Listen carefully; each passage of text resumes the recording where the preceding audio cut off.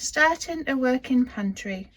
Pantries are making a comeback, whether it's for making more from scratch, buying in bulk to save money, or even for emergency preparedness. In this video, I will show you what I would buy if I had to restart my pantry. I have given myself a budget of £25 and I'm using my experience from our no spend challenges. I'm Kirsty, my husband's Dean. Welcome to Heart's Humble Homestead.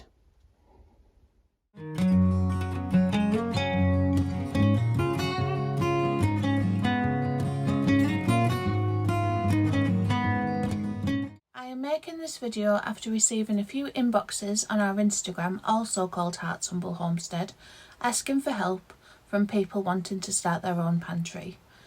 This video is intended to be a starting point of building your pantry rather than an emergency preparedness pantry, although it is good for that too. With storage spaces being scarce in many homes, I have picked products with multiple uses. I have used Asda for this video and have used items that are not on offer, just everyday prices, and that do not require a loyalty card to make it as accessible as possible for as many people as possible. It probably can be done cheaper by shopping around and uses places like Farm Foods for offers, but I just wanted it to be a one place video so I can share the prices that I'd spent with you. The first item I have picked is sugar.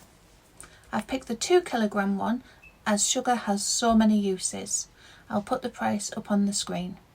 So apart from the obvious, sweetening your drinks, making biscuits and cakes, it can also be used for healing wounds, cleaning your hands when they are greasy, and even sprinkling over wet wood to start a fire. It has many other options of use. I'll put a few more here. So it's a very versatile item to have in your pantry. Also, if you get the granulated one, you don't need to buy other sugars, because by blending them further down you can make caster sugar, icing sugar, powdered sugar to our American friends, and even by in a future pantry update you can add molasses or black treacle that will even make it into brown sugar.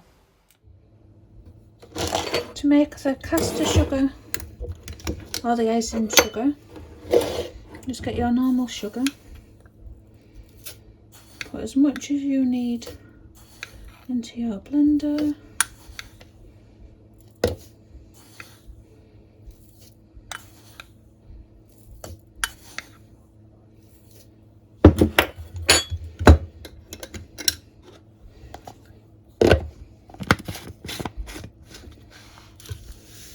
and we are just going to blitz it slowly. If you want just caster sugar, it will only take between 10 and 30 seconds, so just do it on some low blasts.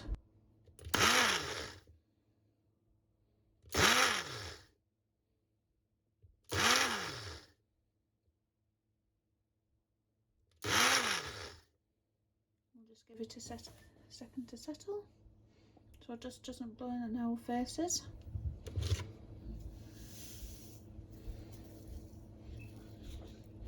So there is our caster sugar. It needs to have the consistency of about sand.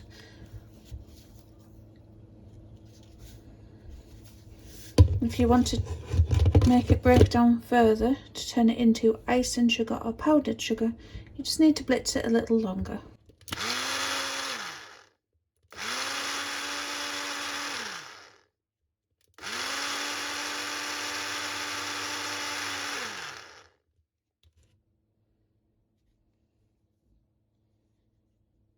As you can see now, it's a very fine powder, and that is your icing sugar. And much cheaper than buying it ready-made in the shops. My next pick is milk powder. I do prefer the whole milk powder, but it doesn't last as long and they didn't have it in store at the time I went. Apart from using this for things like drinks and over cereal, I've also used it to make yoghurt and roux, so the base of cheese sauces and things like that during our pantry challenge, so it's a really versatile item to have. Salt. Sodium is required by the body and we really cannot survive without it, but it's really hard to get ourselves from the seawater. It is good for seasoning your food, for preserving food, but it's also good for things like deodorizing, for cleaning, for preventing dampness, and even de-icing your paths in the winter. If your budget allows, please get one without the anti-caking agent in, but the money I had didn't allow for that today. Ghee, the most expensive item on the list, but one we use a lot of and have continued to use a lot of since we finished our pantry challenges. It's got a high cook point, so it's great for frying. It's also brilliant in place of butter in things like pastry and flapjacks. If you do use it in pastry, don't make the same mistake I did and pop it in the fridge, because it will go rock hard and takes a long time to soften back up so you can bake it. Plain flour. I've bought 2 of these because we use it so much. The most common way to use it for us is just mixed with water to make a very basic flatbread.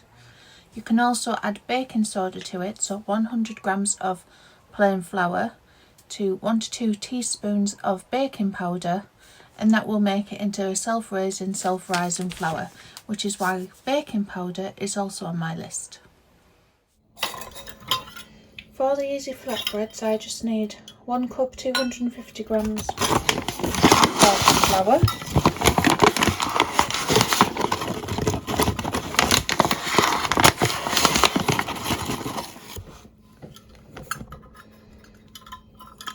and half a cup, which is 125 ml of water.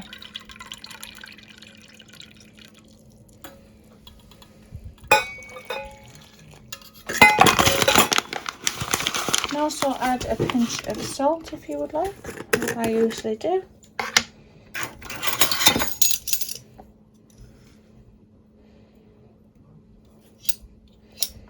And now we are just going to give it a mix.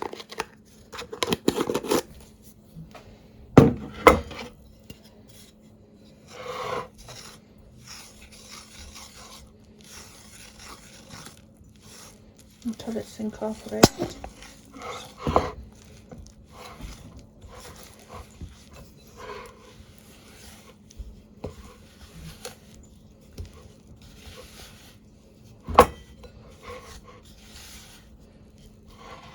I'm just going to put it on the surface with a little bit more flour, and then just knead it until it's smooth.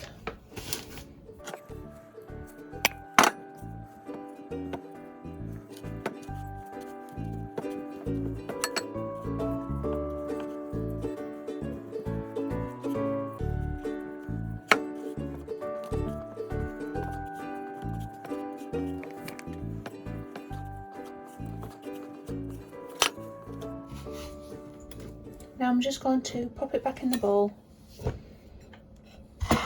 and let it rest for 30 minutes. I'll split this into 2, but you can double and quadruple it however you want. I'm just going to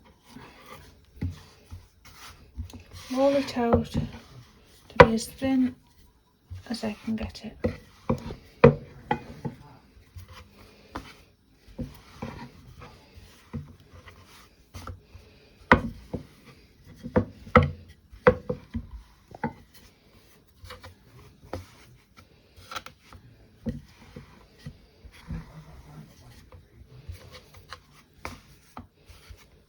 If you don't have a rolling pin, you can just stretch it with your hands, just make it as even as possible.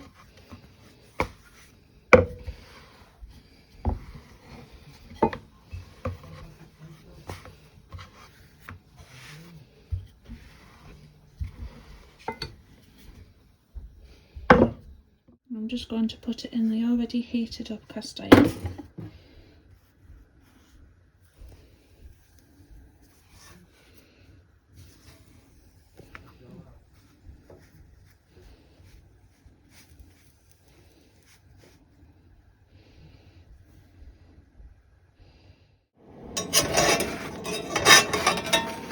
all puffing up now.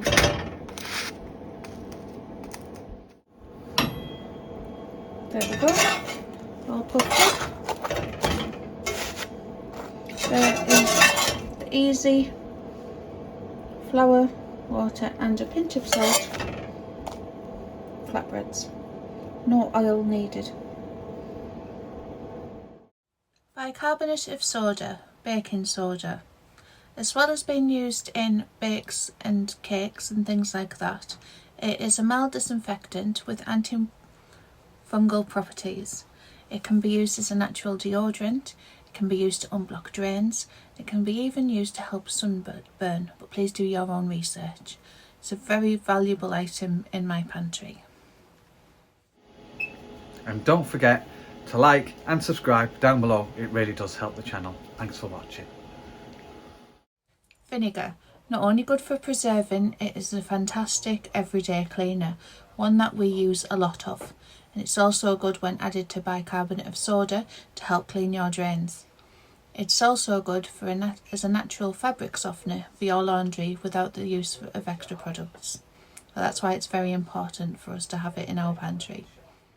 Oats. Our favourite thing to use oats for is flapjack.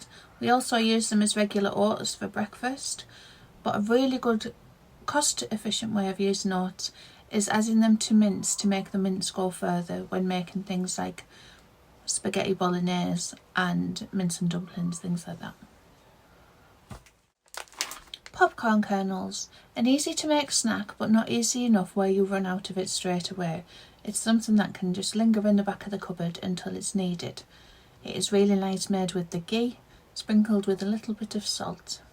You can also soak, dry and blitz these to make your own corn flour, making it a multi-use item to have in your pantry. The next item on my list is actually a combination of 3 items to make a complete meal that is shelf stable. So that is 2 packets of pasta, 2 tins of sweet corn and 4 tins of tuna. So it's a meal that we all like. If you don't like that meal, you could do something like corned beef, new potatoes in a tin and some tinned carrots to make your own corned beef hash. Just a shelf stable meal that you don't have to cook in the oven, just something that's quick and easy and that everybody enjoys. And I always have that in. I've had that in since my children were small and it's come in handy so many times. The last item on my list, because I had a little bit of money left over, is mixed herbs. So they are good to put in the flatbreads or on the pasta, just as a flavour enhancer, as food fatigue is real. Just eating the same repetitive things over and over again can really make you not be able to stomach it. So it's good to have as much flavour as you can to enhance what you're eating. Some of you may be thinking, where's the rice, where's the dried beans, where's the tinned tomatoes and things like that. The reason for that is not all of us in this house eat them. Most of us do, but there's things that we don't like. So for a small budget like this, I wanted to prioritise the things that all of us eat and then we can expand from it. So this is all of the items that I purchased. It came to £24 and 62 pence altogether, which I don't think is too bad considering that combined the ghee and the milk powder came to around £10, and it's a really good addition to our pantry stores. I hope you've enjoyed this video, everybody. What is your most important part of your pantry? I'd really like to know. Please let me know in the comments.